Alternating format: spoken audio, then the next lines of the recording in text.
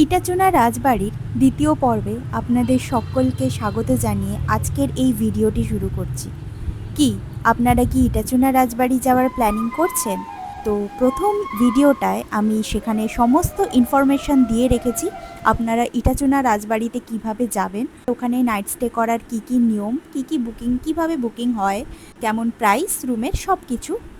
এবার হয়তো আপনারা ভাবছেন ওখানে সারাটা দিন কিভাবে সময় কাটাবেন, মানে বিকেল থেকে রাত অবধি কি কি ওখানে দেখার বা করার আছে, যারা নাইট স্টে করার কথা ভাবছেন। তো সেই সব নিয়েই আমি আজকের এই ভিডিওটি শুরু করব। আজকের ভিডিওটায় রয়েছে ওখানে সন্ধে থেকে রাত অবধি কি কি আপনারা অনুষ্ঠানের সম্মুখীন হতে পারেন সেই সব সংক্রান্ত। তাহলে চলুন ভিডিওটি শুরু করি।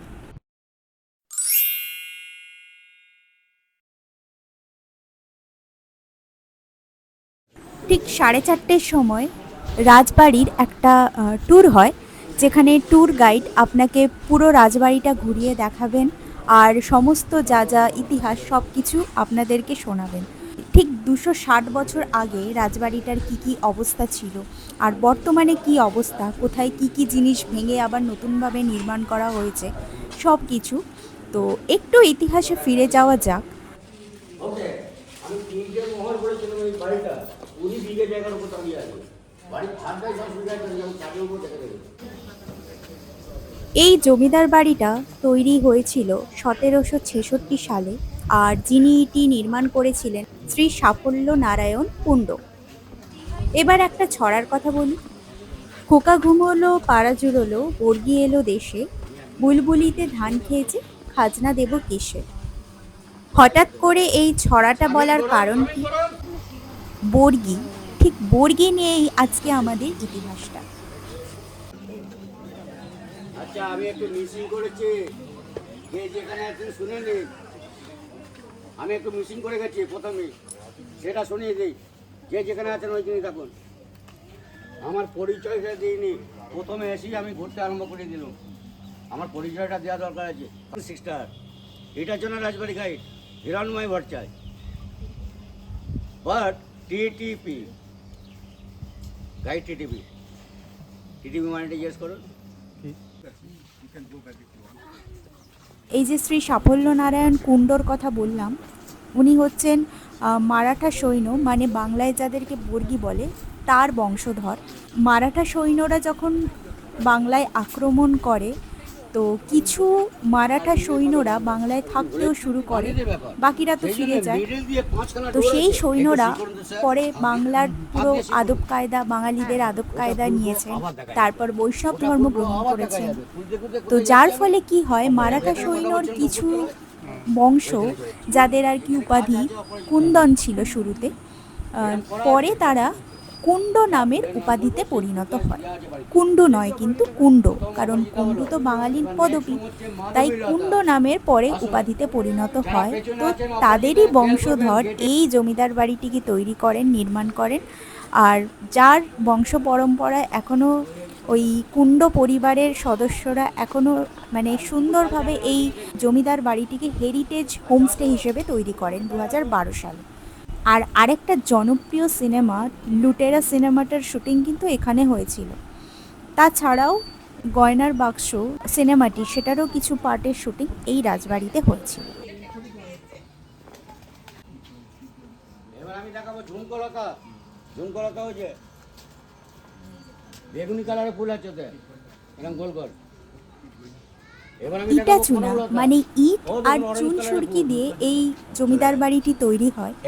শুরুতে জমিদার বাড়ি নামকরণ হলেও পরে কিন্তু রাজবাড়ি নামে রূপান্তরিত হয়। কেন? কারণ লুটেরা সিনেমাটির শুটিং হওয়ার পর থেকে জমিদার বাড়িটিকে এখন লোকে রাজবাড়ি নামেই চেনে। তো প্রায় 260 বছরের পুরনো এই জমিদার বাড়ি, খুবই সুন্দর লাগবে। পুরো ইতিহাস আমি বলবো না, বাকিটা ট্যুর গাইডের জন্য তোলা থাক। যারা আপনারা ভবিষ্যতে যাবেন, আপনাদের ইন্টারেস্ট আমি নষ্ট করতে চাই না। তো পুরো জায়গাটা ঘুরিয়ে দেখাচ্ছিল অনেকক্ষণ, মানে 4:30 থেকে প্রায় 6টা অবধি পুরো বাড়িটা আমাদেরকে ঘুরিয়ে দেখানো হয়। অন্দরমহল, বাহিরমহল, প্রায় 20 বিঘা জমির উপর এই জমিদার বাড়িটি তৈরি হয়েছে।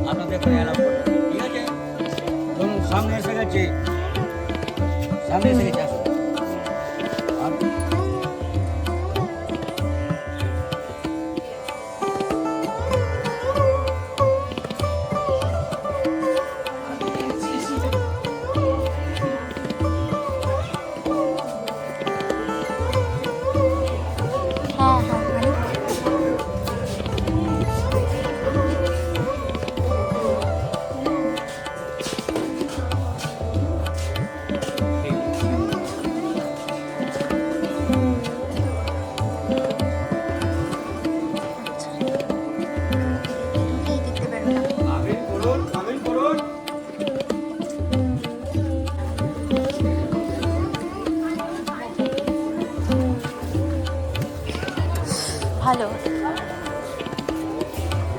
ওই তো জল আছে কোথাও।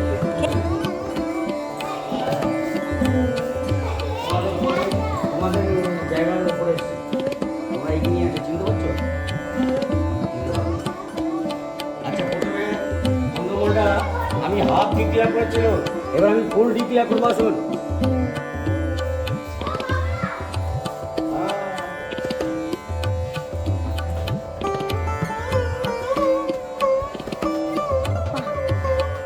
জায়গাটা খুব সুন্দর। এদিকে আসুন। যারা প্রথম থেকে আছেন, এটা অন্দরমহলের ওই জায়গাটা, তাই না? অন্ধমলটা এসছে তো। যারা প্রথম থেকে আছেন শুনেছেন নিশ্চয়, আমি অন্য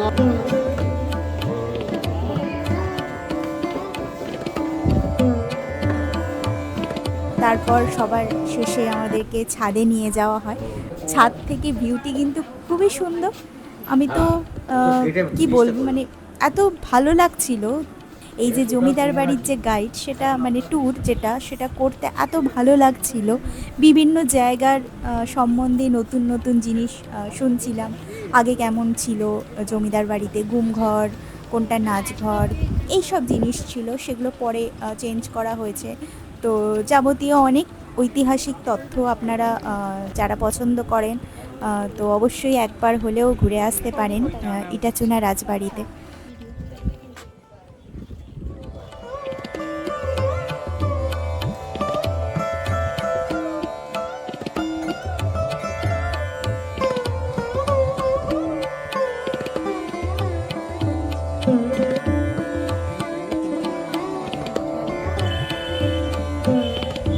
একটু উঁচু উপরে উঠবে।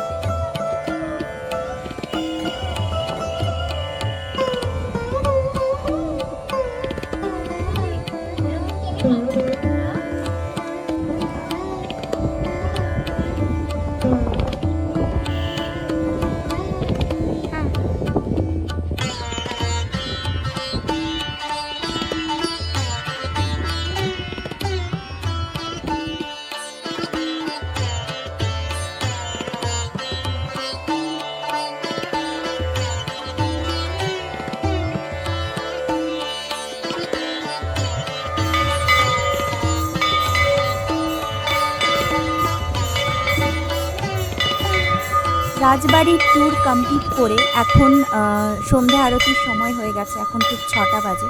আমরা যাচ্ছি ঠাকুর দালানে। অনেকেই বসে আছেন, তো এখন উপরে যাব।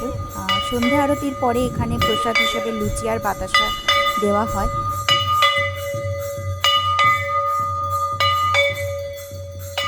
তো ঠাকুরমশাই আরতি করছেন, বেশ সুন্দর লাগছে। বেশ একটা নিস্তব্ধ একটা পরিবেশ।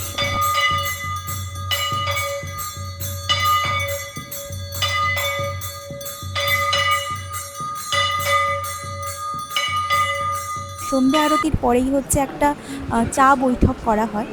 চা বৈঠক বলতে যত গেস্ট সবাই একসাথে বসে চা খাওয়া, তার সাথে সাথে আড্ডা দেওয়া, এই ধরনের একটা রীতি রেওয়াজ এখানে চালু করা হয়েছে।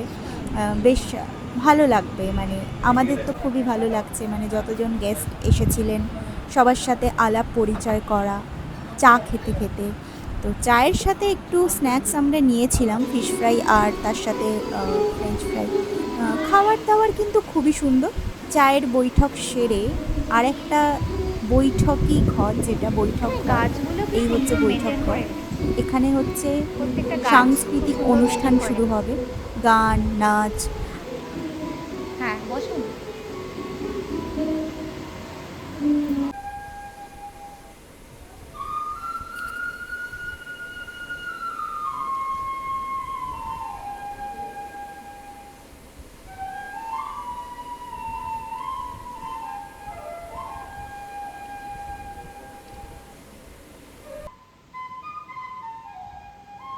যারা যারা গেস্ট কেউ যদি ইন্টারেস্টেড থাকেন গান বা নাচ করতে, তো আপনারা অবশ্যই ম্যানেজারের সাথে কথা বলে আপনাদের নামটা দিয়ে দেবেন।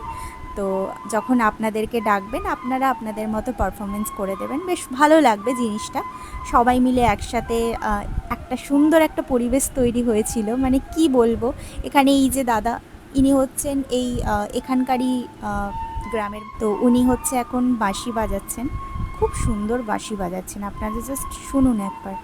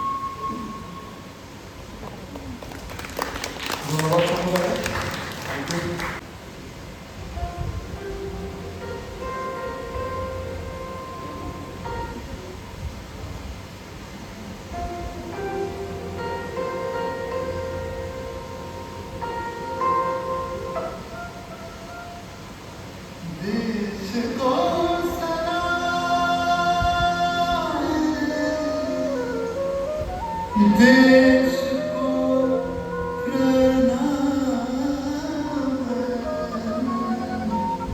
प्रणाम।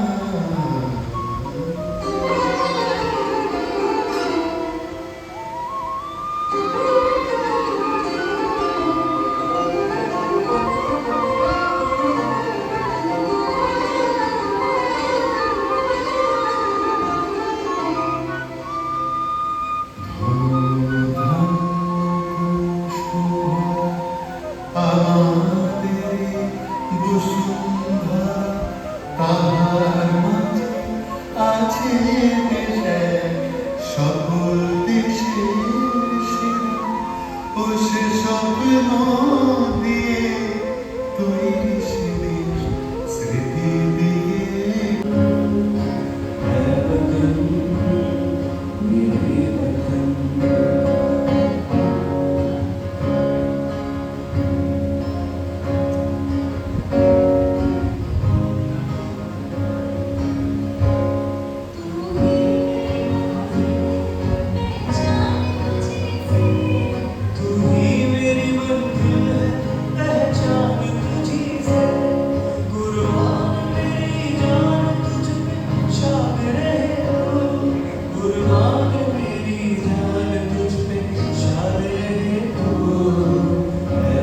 এই দুজন সিঙ্গার এত সুন্দর গান গেয়ে পরিবেশটাকে পুরো গানের মধ্যেই আর কি ডুবে গেছিলাম সবাই, যতজন আমরা দর্শক ছিলাম।